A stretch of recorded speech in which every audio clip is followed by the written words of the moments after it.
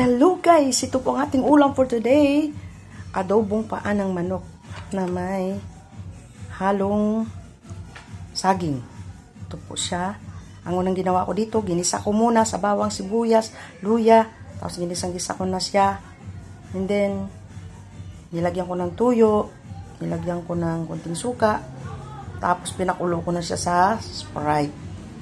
Para medyo manamis-namis. Pinaghalo ko yung chicken feet at saka yung laman para hindi naman puro paa. Para naman may laman din siya kasalo.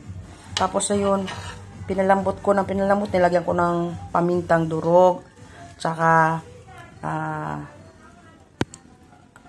yung laurel.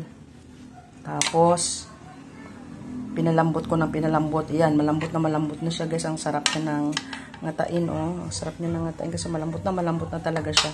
Tama-tama nung naubos yung Sprite ay talagang napalambot ko na siya ng gusto. Tapos yung saging nilagay ko na rin habang lumalambot siya. Nilagay ko na rin yung saging na ginayat-gayat ko, saging na saba. Yan, saging na saba guys. Kasi mahal ang patatas eh. Saging na saba na lang nilagay ko. Yan. Kasi natikman ko to ng recipe nung nag-prayer kami dun sa isang tahanan. Sabi ko, kakaiba yung iyong adobo, gagayahin ko nga yan, brother, sabi ko. Yan, sabi niya, yan nga ang kanyang mga ingredients, kinaya ko. Tapos, after na lang na pinalambot na palambot na malambot na silang lahat, ayun, okay na, nilagyan ko na ng siling green para may pang toppings at saka pang yummy tingnan. Tapos yun, ready to eat na siya, guys.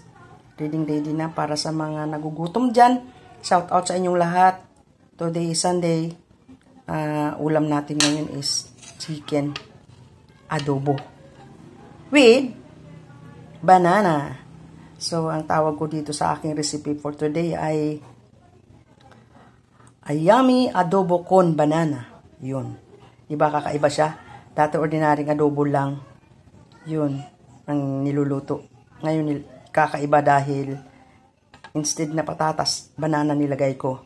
Kaya, this is all I have for today. Ulam natin lahat. Mga pamilya dyan, shout out sa inyong lahat. Mga kapatiran, mga pamilya ko, kaibigan, mga followers, mga sharer, mga star senders, mga engager. Lalo na po kayo. Kumusta kayong lahat? Ito po, kakain na tayo ulit ng tanghalian.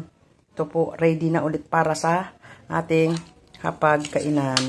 Naka-ready na. Meron ulit tayo hahain sa ating lamesa ngayon. Tingnan mo siya. Medyo malapot siya. Pagkaluto kunti. Hindi na akong sabaw. Oh. Tingnan nyo siya gayo. May sabaw naman ang kunti kasi ayaw ni dad ng ayaw ni dad ng tuyong-tuyo. Kaya gusto niya may kunting sabaw para pang pang may sauce. May sauce siya na ilalagay. Kaya ito po ang aking nakayanan. Ito po ang ating ulam for today. Adobong con banana.